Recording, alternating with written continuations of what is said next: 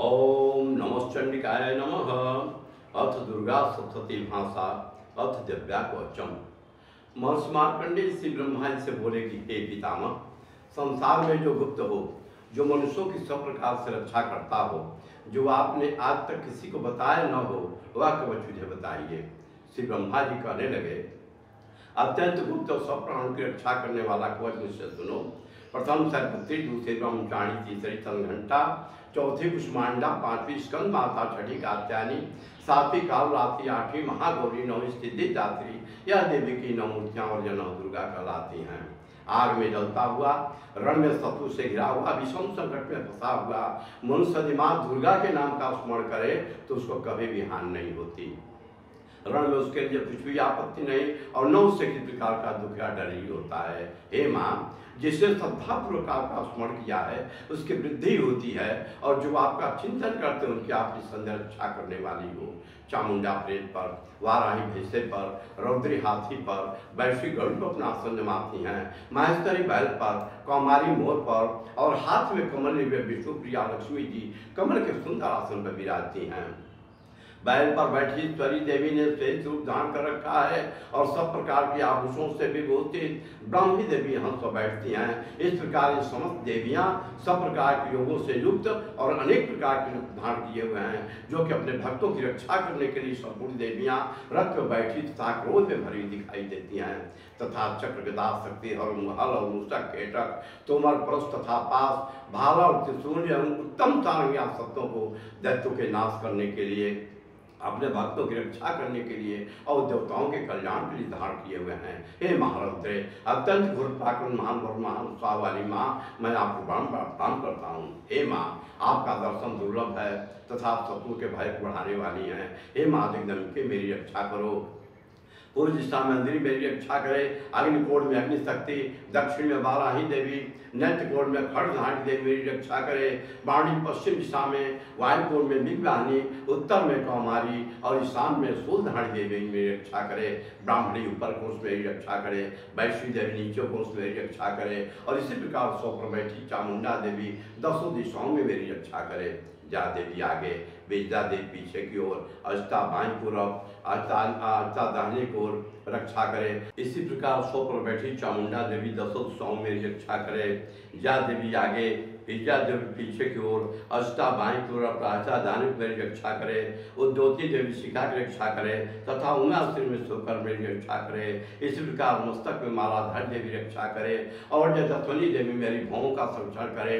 भवों के मध्य भाग में त्रिनेत्रा, नथुरों की घंटा देवी रक्षा करे।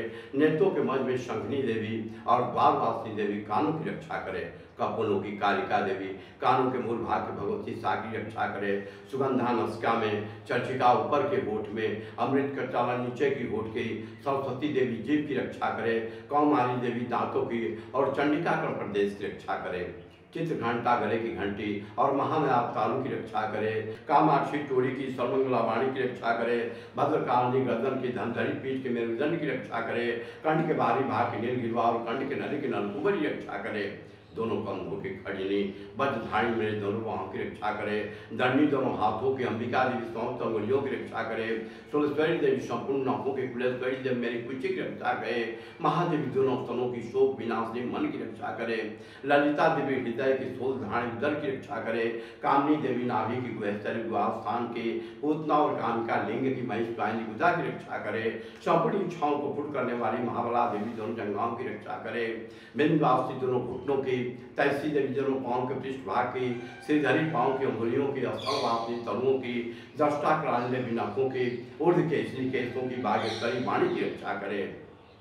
रोमबलियों की, छिद्रों की, कोहबेरी और त्वचा की बागेश्वरी देवी रक्षा करे।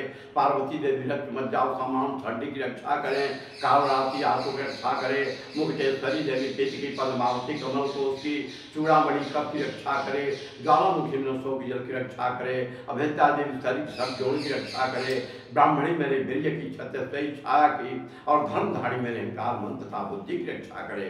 प्राण मांस मान दान, दान के बाद हस्ता मेरी रक्षा करे, कल्याण सुगना मेरे प्राण की रक्षा करे, रस रूप गंध शब्द और स्पर्श इन विषयों का अनुभव करते समय योगिनी देवी सदा मेरी रक्षा करे, तथा मेरे सदगुण रजोगुण तमोगुण की रक्षा नारायणी देवी करे, आय की रक्षा नारायणी देवी करे, वैश्विक धर्म की तथा चक्री देवी मेरी दस लक्ष्मी धर्म विद्या की रक्षा करे, इंद्राण मेरे शरीर की रक्षा करे, और हे मां चंडिके आप इस चाचर जगत समस्त पशुओं की रक्षा करिए, महालक्ष्मी मेरे पुत्रों की रक्षा करे, भैरव मेरी पत्नी की रक्षा करे, मेरे पद की शुभता तथा मार्ग की क्षमाकारी की भी रक्षा करे, राजा के दरबार में महालक्ष्मी तथा सबसे व्यापने वाली विद्या देवी चारों से मेरी रक्षा करे। जो स्थान अच्छा से रहित हो, इस कवच में बाकी रह गया हो, उसकी पापों का नाश करने वाली माँ जयंती देवी सदा मेरी रक्षा करे। अपना सुख चाहने वाले मनुष्य को बिना कवच के एक पग भी कहीं नहीं जाना चाहिए।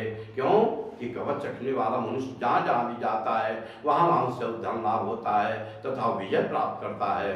वह जिस 24 वस्तु की इच्छा करता है उसको इस कवच के प्रभाव से मिलती है, और वह इसी संसार में महाश्वर्य को प्राप्त होता है। कवचधारी मनुष्य निर्भय होता है और वह तीनों लोकों में माननीय होता है। माँ का यह कवच देवताओं के लिए भी कठिन है।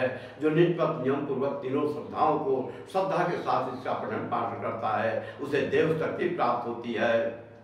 वह तीनों लोगों को जीत सकता है तथा अकाल मृत्यु से रहित होकर वह 100 वर्षों तक जीवित रहता है। उसकी लूटा चलो विस्फोटक आदि समस्त व्याधियां नष्ट हो जाती हैं और स्थावर जंगम तथा कृत्रिम विस्फोट का उनका कोई असर नहीं होता है, तथा समस्त विचारक प्रयोग और इस तरह के जितने यंत्र मंत्र तंत्र इत्यादि होते हैं इस कवच के हृदय विद्या में धारण करने पर नष्ट हो जाते हैं।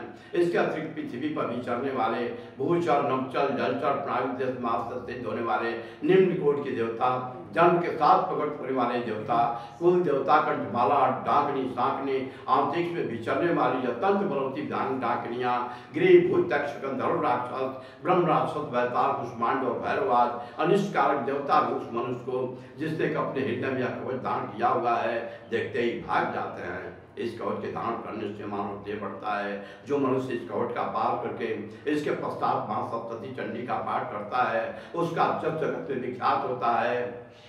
और जब तक बन पर कालनाथ मंडल पर स्थित है तब तक यहाँ पुत्र अवतार संतान पंपा बनी रहती है। फिर देहांत होने पर ऐसा मुस्पद को प्राप्त होता है जो देवताओं के लिए भी कठिन है, और अंत में सुंदर रूप धारण करके भगवान श्री शंकर के साथ धारण करता हुआ ब्रह्म मोक्ष को प्राप्त होता है। ओम यं क्लीं चामुंडाय विजय ओम दुर्गाय नमः सर्वदेवी सर्वदेवताय तुभ्यं नमः तेरी सर्वदेवी सर्वदेवताय तुभ्यं नमः।